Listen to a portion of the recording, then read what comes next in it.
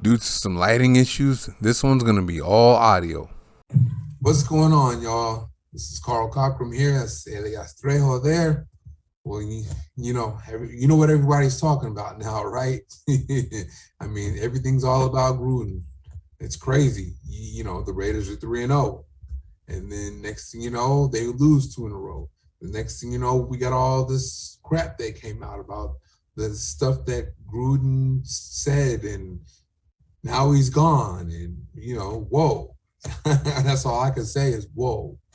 Anyway, Elias, tell me what you think of this whole thing You know, from and a we from were, a from a worldly racial aspect of it. yeah, first, Raider Nation, man, I gotta say, I feel for you. We were just talking about this 8 days ago. We woke up in the morning 3-0, feeling like, hey, we're going 4-0, and now we've lost 2 in a row. Our offense has disappeared. Our coach is fired. There's a lot of stuff going on. It's difficult. Obviously the emails that were found, Gruden showed a pattern of some inappropriate language references, words that he used to describe others. And it was just a pattern. And as soon as I got out in public, like, what else can you do, right? He was exposed. He felt comfortable talking to someone that way that he maybe wouldn't talk to somebody else that way. It's tough, man. I see why they fired him. That there was really no option. Once you have someone like that in your organization, you have to make a move. I would imagine that not every player in the locker room agrees with that. I'm sure there's a lot of players that have their coaches back. But it's just interesting. That the biggest thing for me is, like, why are they protecting the Washington Redskins? Like, they're leaking at these emails about an investigation about Washington, and some of the stuff that is rumored to be found there is atrocious. And yet the NFL wants nothing to know. It doesn't want the world to know about it. It reminds me of the Patriots tapes, where they fined the team a lot of money. They took draft picks away, but they wanted to conceal how bad the cheating was. And yet here we are. Obviously Gruden, he attacked some owners. He attacked the NFL commissioner and the NFLPA president. He made no friends, and the powers that be were his enemies. And unfortunately, he was exposed. And yeah, man, we don't have a coach. We have an interim coach 5 weeks into the season. We can talk a little bit about the benefits of that, but I'm curious about you, man, as a black man. Listening to some of the things that he used and said. I mean, how do you feel about this? I'll just say this: as far as the first thing that came out, obviously, was the he has lips like Michelin tires, whatever that was. I kind of laughed at that because as a black man with big lips myself, I mean, I didn't take that as racist because, not all black people have big lips. I'm one of them that does, but not all of them do. Not all, every black man doesn't have the same features. So to me, that I kind of put that on that part on the media, because it's like, if saying a guy has Michelin tire lips, whatever it is, and that's implying that you think all black people have big lips when they don't. I mean, and there are white people with big lips. Everybody used to talk about Mick Jagger's big lips. Everybody used to talk about Steven Tyler's big lips. And, then there were Angelina Jolie big lip jokes. I mean, so I didn't take that as racist. I really didn't. I just laughed, and because, but then you hear, what he said about, the women, and, then he said the F word as far as, gays go. Then I don't know. Then that kind of makes you wonder, well, dang, did he mean it as a racist thing to say when, when he said that? But either way, I mean, and I'm with you on that. Like, okay, they got Gruden. Okay, whatever. I'm over it. I was over him as a coach before this came out anyway. I mean, to me, he should have been fired for his play calling. But that's another. We'll get to that later. But the thing is, they got him, and like you said, who did he feel comfortable saying that to? And what did they say back to him? Or what did they say to him first that made him say that?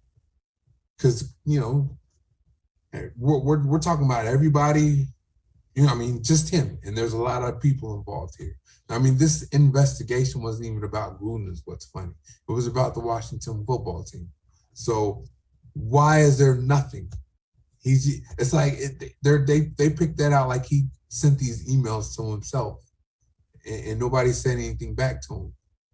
Like he just went on this rant, a soliloquy of sorts, just him, just him and nobody else. Like, come on. If you're gonna get him, get everybody. That's how I feel about it. I mean, get everyone. And I think one of the things too is like, and I don't know if this is accurate or if it's going to get me in trouble, but I think in today's environment, we do a good job for being outraged on behalf of others, right? It's like, when I hear you say that about Big Lips comment, different things, and it didn't bother you as much, but using the F word, was kind of like, whoa, wait a minute. And even for me, like when, as a minority Hispanic, I hear things, the funny thing is like, my own people are the worst. I feel like with Hispanics, like they find like the thing that you should be most like maybe embarrassed or like the biggest thing that like you're. I'm trying to think of what that word is. But your own people are always going to be the worst. Yeah. Okay. What do black people call each other? We call each other the N-word every day and all day and twice on Sunday. Yeah, what's up? Yeah, what's up? Everything's and now you said about your people being hardest on you. Gay people call each other the F word too. But that's them. That's us. That's you guys. But so when outside, unfortunately, when an outsider, that's just the way it is. When the outsider does it, it's gonna be, all hell's gonna break loose. Yeah, and definitely we're not defending, what Gruden said or anything like that. But I think we're in an environment where I think a lot of us just, almost take a step back and be like, listen, like, are we going to give people an opportunity to learn? Are we going to give people an opportunity to grow?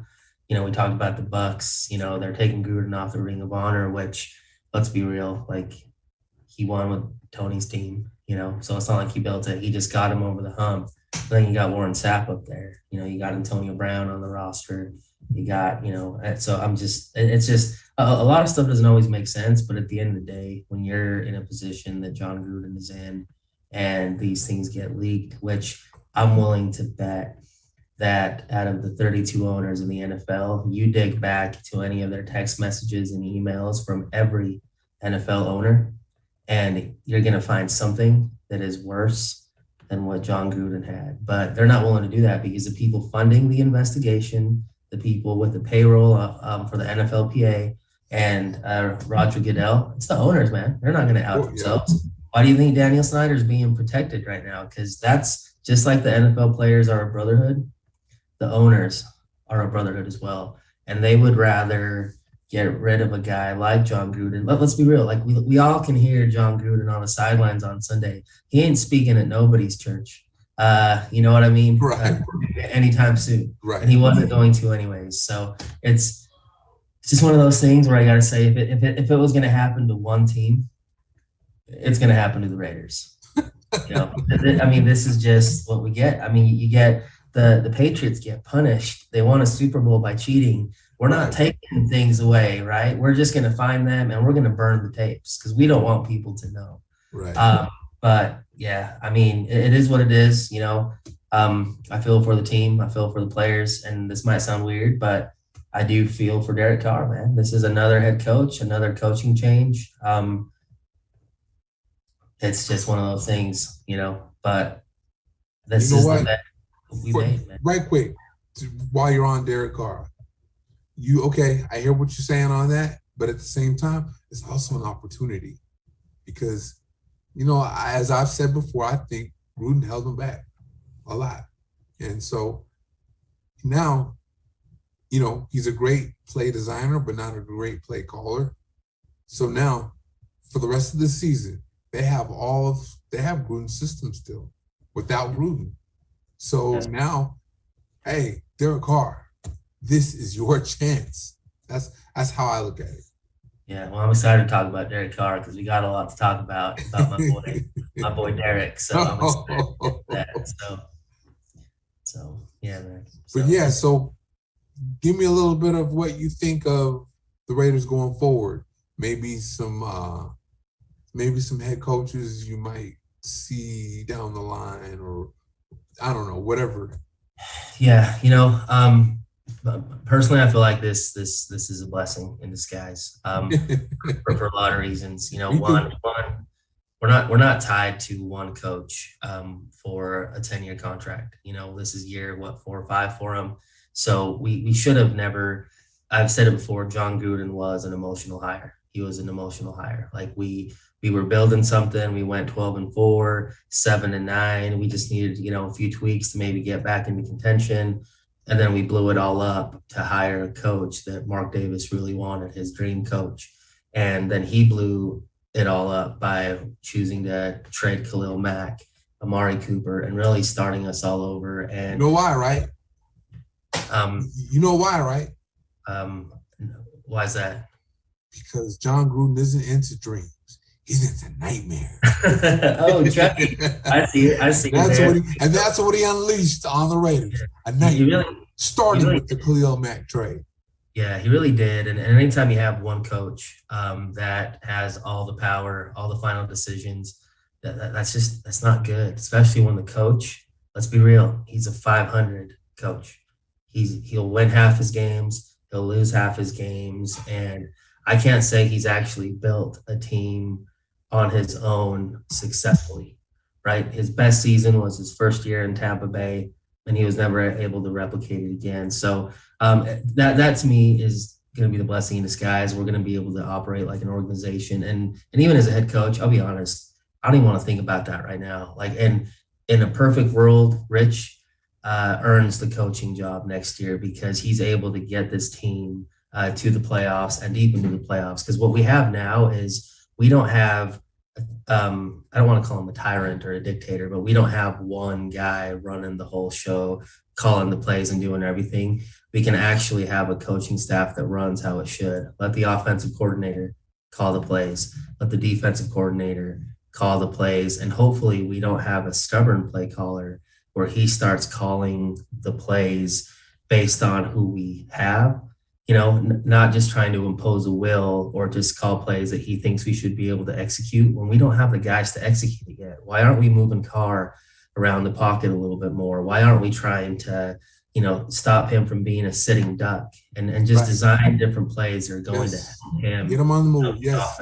So that's what I'm looking forward to, man. I mean, listen, at the end of the day, we're just a better offensive line play away from going on a 3-4 game win streak and being able to beat anybody. That's why I hope we make some trades or do something to help bring in another offensive lineman or two that's going to make our protection better. Because if we can find that again, we're going to be fine, man. Right. So I'm not worried. Like I said, I think we'll be fine, but I don't really want to think about a head coach right now. We're in week 6. We got 11 more weeks to go.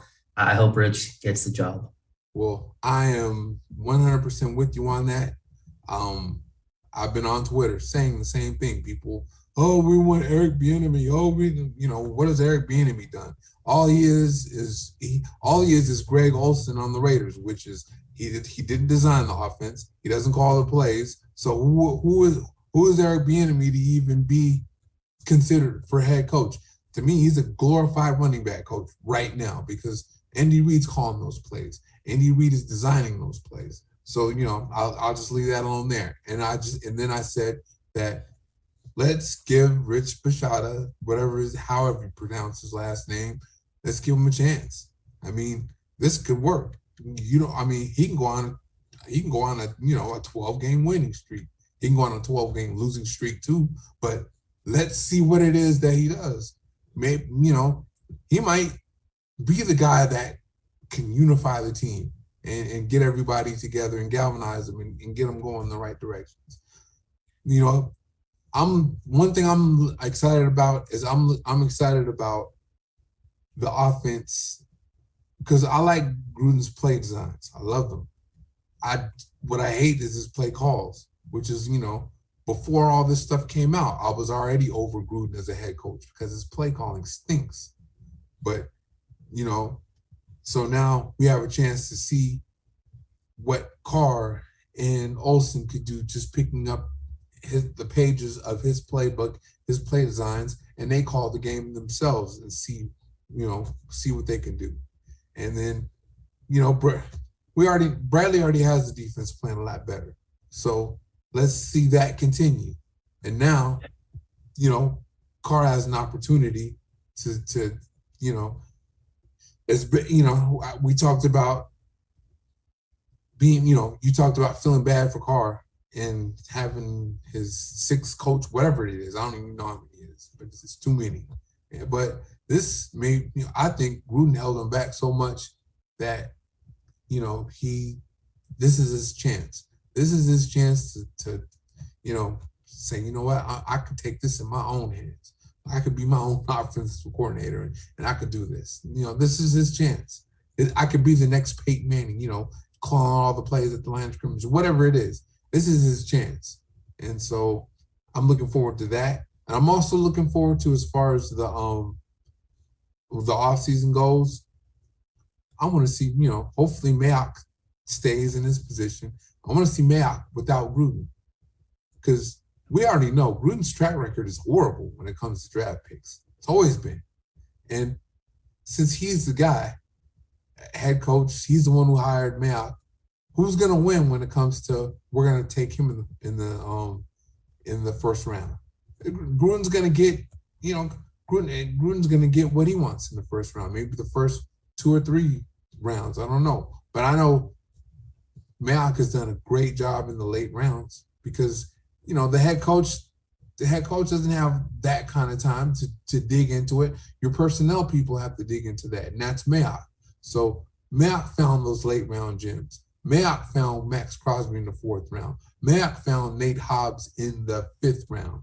And, all the, whatever mid-round to late round picks that we found, that were gems, that's Mayock. Gruden is round 1 through 3 because Gruden is looking for starters that he has a plan for. Yeah, I agree. And I think he's shown a tendency to just get people that he's comfortable with. And he listens to people that he's comfortable with. That's why we fired our Buckner right after, his first year, and he brought in a guy that he was most comfortable with, and I don't think we needed to replace our defensive line coach at that time. He had our defensive line playing well. So I think he's shown tendencies to favor people he's comfortable with, people that he likes over, maybe players that we should be picking. So that's definitely going to be interesting. I'm, like I said, I've listened to Rich talk. I've listened to his pressers. I love the man he appears to be. I love the way he communicates. Pretty straightforward guy, special teams coach. So he has relationships with offense and defense. But most importantly, we can move him up to special teams and allow the coordinators to continue to operate in the way that they can operate. That's why I'm rooting for him, man, because the last thing I want to see when our defense is playing as good as they're playing right now is have them have to start over next year with a new defensive coordinator. And right now it's like, really our main issue is play calling, it's pass protection, and it's, that to me, if we can get those 2 things fixed, we're a team that can come in and contend again, right? But I don't think losing Gruden is going to hurt as much as some of our injuries and our poor play calling and our poor offensive line. So I think this is an opportunity for a lot of people to get some raises, earn their paychecks, and really finish the job that we started this year when we were 3-0. Agreed. I don't want to see, a new defensive coordinator next year either. I want I want to see some kind of, it would be nice for Rich to make this happen so we can see some kind of continuity. Carr has an offense that he owns now. He owns that offense now. And so for him to have to start over again,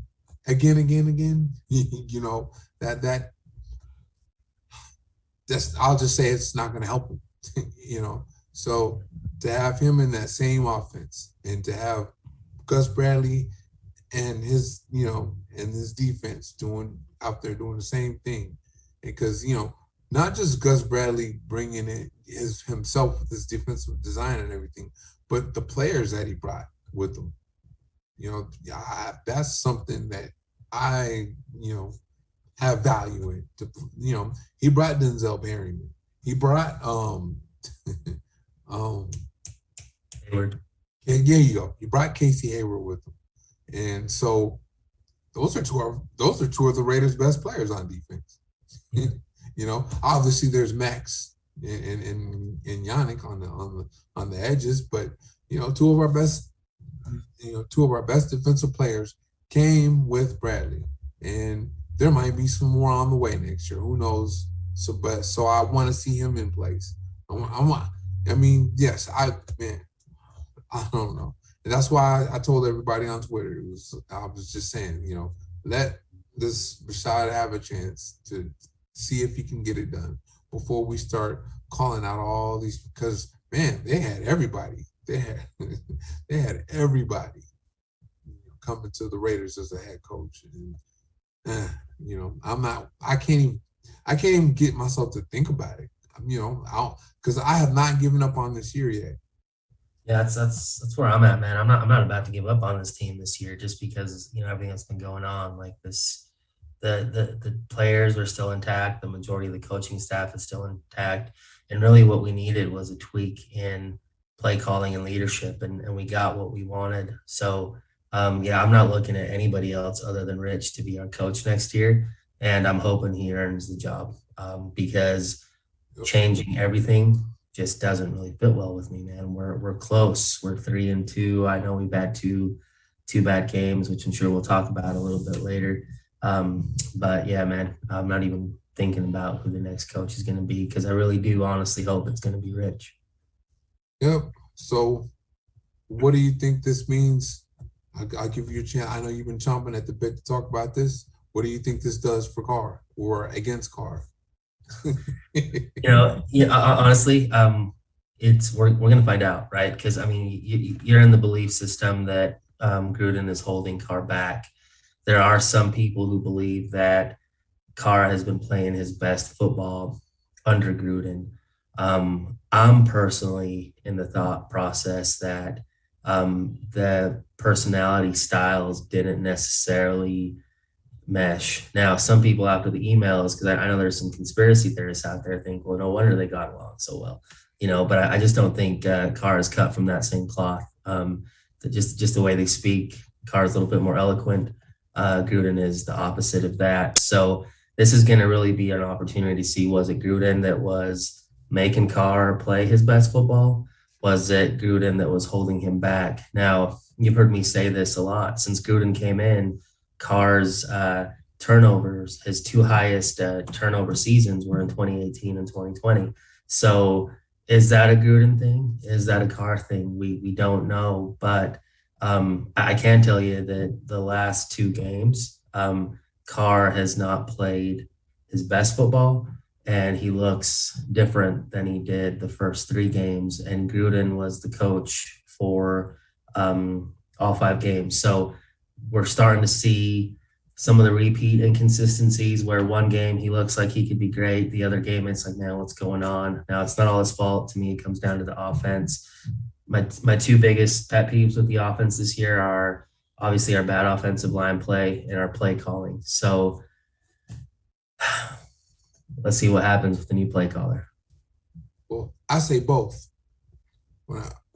He hasn't playing his best football, and he's holding back. Both. Because, he's making good decisions. He's out there. He's moving more. He's moving within the pocket more. He's scrambling a little bit more, making off-schedule plays more. And then what does he do? Run the ball, run the ball, run the ball, run the ball, run the ball. I mean, that's what I mean by holding him back. Let him and once you get inside the 15-yard line, don't run 6 straight plays. Let's try to take some shots into the end zone. That's where he's holding them back. Then he would have more touchdown passes. He's one of the best fade throwers in the league, but they did run one Sunday, but they don't throw a lot of fades in the red zone. Why? You have one of the best fade throwers in the NFL, and you're not going to run a fade, and you have Darren Waller, and you have Brian Edwards. Like, really, you're not going to give them a chance? But that's what I mean by he holds them back. And when he runs the ball for 3 plays and then goes for it on 4th down and runs again, that's holding Carr back. Let him throw, because the run is not working. So you said yourself, I like him when he throws 40 passes a game. Well, we're undefeated when the Raiders or when Carr throws over 40 or over passes a game. The Raiders undefeated then. Under 40, defeated, 0-2. So, I want to see. I want to see Carr get the keys and say, take us home. Yeah, in those 40 attempts, they're earned, right? They're either earned by falling behind early, or they're earned by making sure that you're making your passes, that you're executing your plays. And I think the last 2 games, we're seeing a lack of execution, definitely by the offensive line, but a lack of execution from Derek Carr. Yeah. And in this last game, we saw a lack of execution from our receivers. I mean, you know what though? It's not just the last 2 games that they lost. Derek Carr started. He wasn't executing. He wasn't executing too well early in the game, in the first 3 games either. But what did he do? He threw himself out of it. And so now, if we don't have a running game, you gotta let the quarterback throw himself out of it, right? Yeah. Because you have no running game to go to. Let's not, all this. We have to establish the run. What run? You don't have it. We don't have it. That's like, oh, I'm gonna knock him out with a left hook. You don't have a left hook. You don't have a good left hook. You're a right-hand puncher. You're not, you don't have a left hook. So why are you determined to knock him out with a left hook when that's the weakest punch in your arsenal? Yeah. Well, I like what the Chargers coach said. It's you can win without running the ball, but sometimes you just gotta be willing to run the ball to, for the physicality portion of it, just to show that it's still there. I might not have a left hook. I might not have a left hook, but I'm going to throw it sometimes just so I might be. So you can throw that right hand afterwards. Yeah. Yes. Yep. So, but yeah. But don't try to make your living off that left hook though. Oh no. And we were trying to make, last year we called our offense late in the game, like we had the 85 Bears defense. Yes. This year we're calling short yard situations, like we have the offensive line that we had in 2018 and 2019 that we decided to dismantle. So it's frustrating, but now it's a different person, a different guy that I'm sure sees it. That, I can't imagine being Olsen, seeing some of this stuff, seeing us fail and being like, damn, why didn't we do this? So this is, a lot of people have an opportunity. Yes. Now that out. And again, I hope the guy who benefits the most from all of this is Rich. So I'd love to see that. And I am getting some crap on Twitter for a sarcastic tweet that I said, but maybe the solution here is to have Carr become the offensive coordinator and let Mariota be the quarterback, so we actually have a quarterback who can execute this offense at a high level. Oh, I knew I was going to see that. I knew I was going to see that nod right there. So that's obviously that's sarcasm. You're going to say what you're going to say. Okay. Well, okay. Guys are back. You got it. You got it. Man. You're going to say. That's all I can say is you're going to say what you're going to say. Where's Minshew at? But I mean, here's my answer to your Marcus Mariota comment. I like him as a player. I think he can play. But this is what I have to say about it. What's he going to do? Come in and play 3 downs? Yeah, if he was a boxer, That dude cannot. yeah, You know, I'm not even comfortable. I'm not even sure I'm comfortable with him as a backup anymore, because that means if he has to play, that means Nathan Peterman's going to play, because he's going to be hurt in about 3 or 4 plays. yeah. I think you guys in boxing use the term a glass jaw. Yep. I think that's Mariota in football right now, or at least that's what it seems like. That's what his body's going through right at this time. That's what his body's going through. Yeah. Sure. I mean, if he can come through that, oh man, you know, I like having him as Carr's backup. Yeah, we need you know, and if he wants to come, and if they want to open the competition up at whatever point, if Carr's not getting it done, so be it. But I don't think we're there healthy. yet. If he's not healthy, though, you know what I mean. You can't really do that because he's not healthy. Yeah, and in our reality, man, I think Carr's going to be fine. We just got to block. You know, if we can't block and get Jacobs involved, how's Carr going to be able to pick and do what he does best? So, obviously, I like to joke around with you about Derek Carr. He's your Fresno State guy. I'm a Boise State guy. But at the end of the day, we need him to succeed. We need him to play better. Our receivers have to catch the ball. Our coach has to call the right plays. And our offensive line has to block someone, man. I shared a video where all 3 of our interior offensive linemen missed their blocks. And you see Leatherwood putting his hands on Andre James. And I'm like, damn, that's the best block I've seen Leatherwood make all season. And it was on our own players. So I don't know, man. It's going to be interesting. The thing about Leatherwood, I just got done watching film. He looks really good when he doesn't look really bad. I'll just put it like that. He looks really good when he doesn't look really bad. Yeah. Unfortunately, he looks really bad too often. Yeah. So, well, and if we're being honest, he's a rookie. You know, maybe he shouldn't have been picked where he was picked. But at the end of the day, it's like our offensive line, we're starting 4 players in positions that they weren't supposed to start in.